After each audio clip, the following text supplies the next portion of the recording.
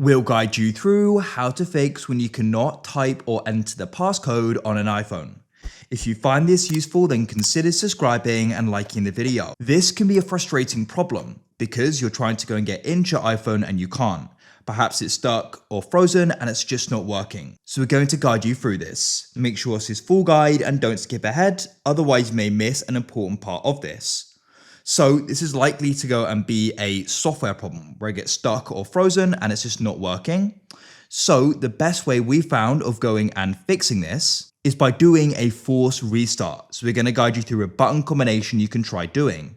What we're going to do is go and press the volume increase, decrease, and then tap and hold the side button. So let's do that quickly. Volume increase, decrease, and then tap and hold this side button.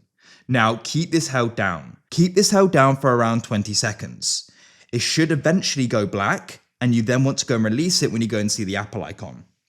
Now the passcode screen may just go and say the same, or you may go and see this light the power off option. Go and then wait while it goes and starts. And then hopefully when it comes back on, the problem is going to go and be solved. Here it is. I can then swipe up and I can go and enter it and it's working. If you found this useful, then leave a like.